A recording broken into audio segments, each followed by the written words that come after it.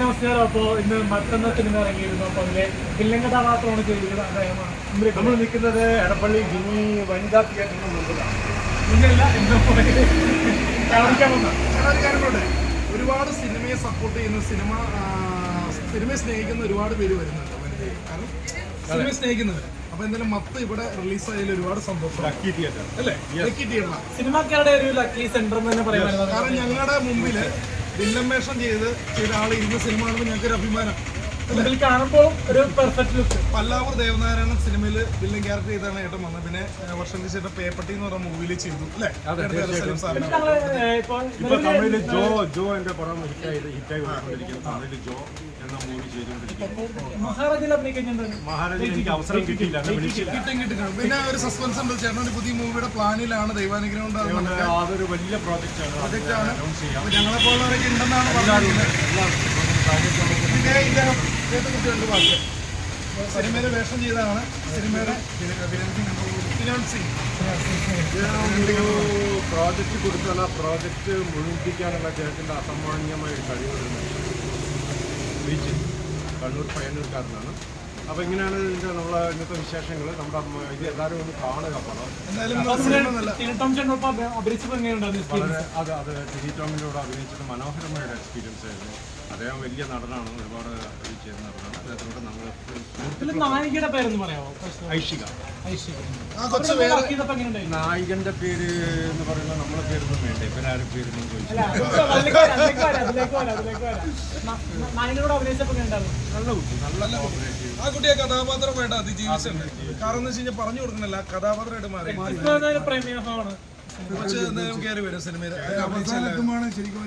അതിലുപരി പറഞ്ഞ ഈ ഡയറക്ട് ചെയ്ത രഞ്ജിത്ത് ലാൽ എന്ന് പറഞ്ഞ സംവിധായകൻ, ന്യൂസ് പേപ്പറിൽ നടക്കുന്ന സംഭവം ഈ സംവിധായകൻ രഞ്ജിത്ത് ലാൽ, അദ്ദേഹത്തിന്റെ സംവിധാന മികവ്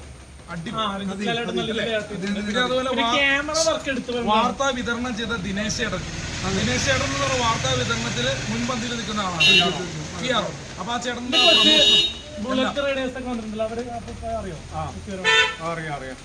അച്ചു എന്ന് പറയുന്നത് നമ്മുടെ ആർട്ട് ഡയറക്ടർ ത്യാഗുന്റെ മകനാണ്. ചേട്ടാ ഒരു കാര്യം കൂടെ ചോദിക്കാം. പല്ലാവൂർ ദേവനാരായണ സിനിമയിൽ മമ്മൂക്കയുടെ ഓപ്പോസിറ്റ് വില്ലൻ ചെയ്തല്ലോ. എങ്ങനെയുണ്ടായിരുന്നു അനുഭവം? മമ്മൂക്കയായിട്ട് മനോഹരമായ എന്റെ ജീവിതത്തിൽ ഏറ്റവും വലിയ ഭാഗ്യം മമ്മൂക്കയായിട്ട് നിൽക്കണം അല്ലേ? ആ കാലഘട്ടം നമ്മളൊക്കെ ഉണ്ടല്ലോ ആ സിനിമ കൊണ്ട് പേടിച്ച് പല്ലാവൂർ ദേവനാണ് ഞാൻ 10 പഠിക്കുന്ന സമയത്ത്.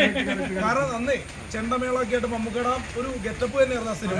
എനിക്കും അത്ര വയസ്സായിട്ടുള്ളൂ. അന്ന് ഞാൻ എന്താണെന്ന് വെച്ചാൽ ഡബിൾ വളർച്ച ഉണ്ടായിരുന്നു. അതുകൊണ്ടാണ് ജയിച്ചോന്നല്ല ആ സിനിമ. അതുപോലത്തെ ഹിറ്റ് സിനിമയായിരുന്നു പല്ലാവൂർ ദേവനാരാണ്.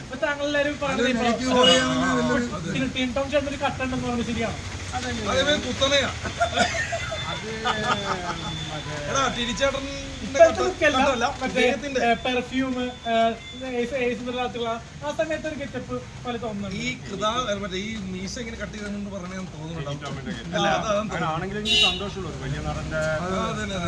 മാത്രമല്ല ജഡ്ജ് ടി വി പ്രോഗ്രാം ചെയ്യുന്നു. കോമഡി ഉത്സവത്തിൽ എനിക്കൊരു അവസരം വന്ന് തിരിച്ചേട്ടനാണ്. കോമഡി ഉത്സവത്തിലാണ് ഞാൻ വരുന്നത്.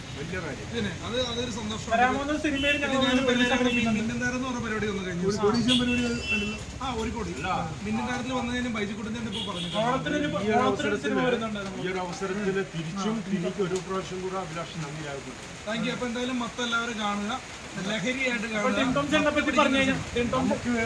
സിനിമയാണ് മത്ത്. അപ്പൊ ഒരു വാക്ക് പറയട്ടെ. ടിം ടോം ചേട്ടനെ പറ്റി പറഞ്ഞു കഴിഞ്ഞാൽ മിമിക്രിയിലൂടെയാണ് സിനിമയിലേക്ക് വന്നത്. ഇപ്പോൾ TV പ്രോഗ്രാമും ചെയ്യുന്നു, അതോടൊപ്പം സിനിമയിൽ അഭിനയിക്കുന്നു. ഒരു ഓൾ ഇൻ ഓൾ ആയിട്ട് പെർഫോം ചെയ്യുന്ന ജീവികാരണ പ്രവർത്തനങ്ങളൊക്കെ ചെയ്യുന്നു ടിം ടോം ചേട്ടൻ. വ്യത്യസ്ത ഒരു മനുഷ്യനാണ്, മനുഷ്യ സ്നേഹിയാണ് അദ്ദേഹം. ഇന്നും പല വ്യക്തിപരമായിട്ട് പല രീതിയിൽ സഹായിക്കുന്നുണ്ട്. അതുപോലെ അദ്ദേഹത്തിന്റെ സിനിമ മത്ത് തിയേറ്ററിൽ പോയി കാണുക. അപ്പൊ ഇദ്ദേഹത്തിന്റെ പൊളിയാണ്. വേട്ടക്കാരെ കണ്ടു കഴിഞ്ഞാൽ ഇദ്ദേഹത്തില്ല. ഞങ്ങളായോണ്ട് സ്നേഹം കൊണ്ട് പിടിച്ചേക്കട്ടെ. മറ്റുള്ളവരോട് ദേഷ്യം കൊണ്ട് അടിപൊളി.